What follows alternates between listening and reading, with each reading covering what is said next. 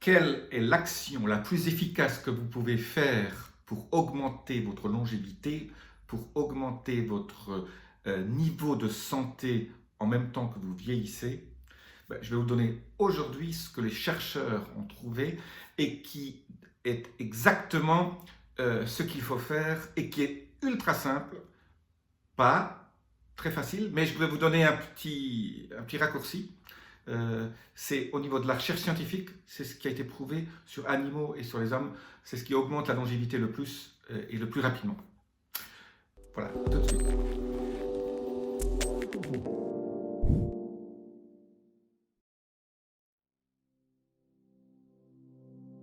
Je suis Jean-Marie Viterlin, je suis expert en rajeunissement et longévité et j'aide ma communauté à ajouter de la vie à leurs années et des années à leur vie. Alors, les chercheurs en sont tous à peu près d'accord au cours des 20 dernières années. L'élément qui fait augmenter la longévité le plus rapidement, c'est la restriction calorique.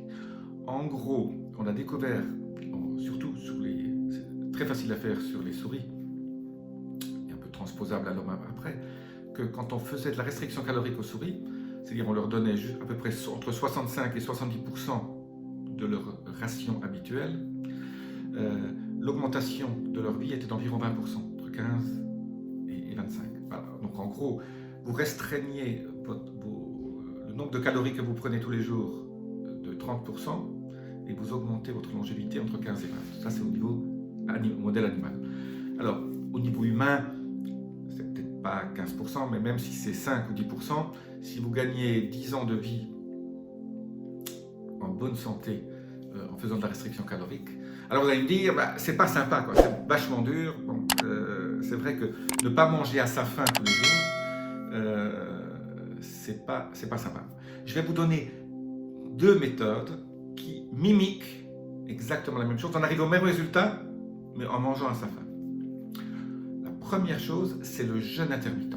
Quand vous faites du jeûne intermittent et que vous restreignez les sucres rapides et certains sucres lents, qu'est-ce qui se passe? En fait, admettons que vous faisiez votre jeûne intermittent, votre restriction au niveau de temps, entre 13h et 19h le soir. Vous mangez sur cette période-là, 19h, 20h. Okay, donc vous êtes environ entre 16 et 17 heures de jeûne, même 18 si c'est possible, mais en gros déjà 16 heures de jeûne, c'est très bien. Et en fait, c'est très facile. Vous sautez le petit déjeuner, on dit toujours il ne faut pas sauter le petit déjeuner, ça c'est encore nouveau des bêtises. Vous sautez votre petit déjeuner, ou le dîner si vous avez envie. C'est mieux de sauter le dîner par rapport au petit déjeuner. Donc si vous voulez, si vous arrivez le soir à ne pas manger, c'est encore mieux. Donc vous prenez un bon petit déjeuner et vous mangez un peu plus tard. Vous prenez le petit déjeuner vers 7-8 heures et vous mangez vers 13 heures. Ça vous donne vos 7 heures de fenêtre pour manger. Et ce qui se passe, c'est que vous n'avez plus faim le soir. Bon, le premier jour, si. Mais quand vous faites ça au bout de 15 jours, 3 semaines, là, votre sentiment de faim ne vient plus. Votre corps s'habitue. Et surtout si vous ne mangez pas de sucre. Donc, la clé pour faire... en fait, vous mangez les mêmes nombres de calories qu'avant, donc finalement, vous ne sentirez pas cette sensation de faim, mais vous aurez les mêmes résultats au niveau longévité que si vous aviez restreint le nombre de calories de 30%. Ça, c'est une première méthode qui est extrêmement sympathique. La deuxième, en fait, c'est de manger, peut-être 3 fois par jour, mais de commencer à manger des plus petites portions.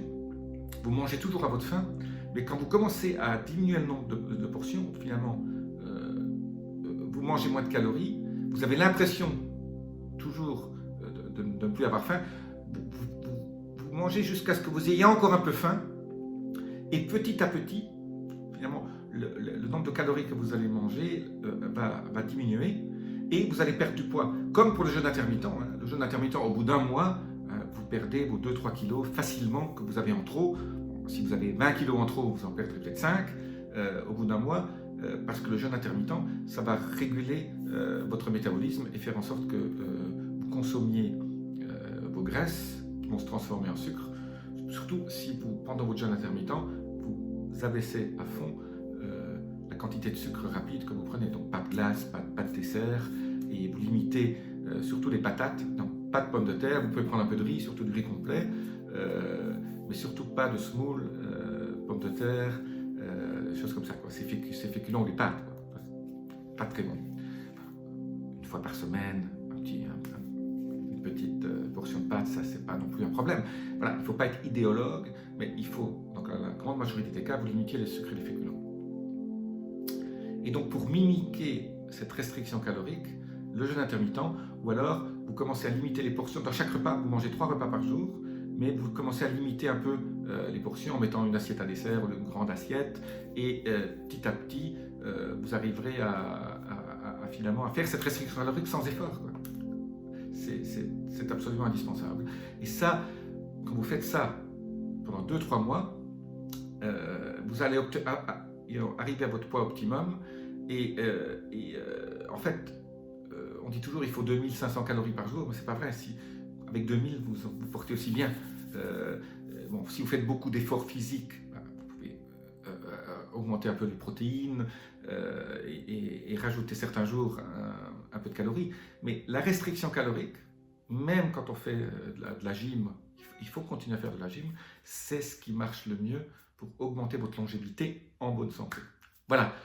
Donc, si vous ne voulez pas faire de restriction calorique, jeûne intermittent, c'est en fait le plus simple. Parce que, donc, faites du jeûne intermittent sans sucre et sans féculents, ça c'est top pour arriver à augmenter votre longévité. Et surtout, restez en bonne santé, quoi. C'est ça, parce que ce jeûne intermittent va faire baisser votre niveau d'inflammation. Il y a tout un certain nombre de bénéfices ajoutés qui viennent automatiquement, qui sont du positif collatéral, j'appelle ça. Voilà. Je vous dis à très bientôt. Si vous avez aimé cette vidéo, appuyez sur le petit bouton, notification, abonnement, etc. Et je vous dis à très bientôt. Restez.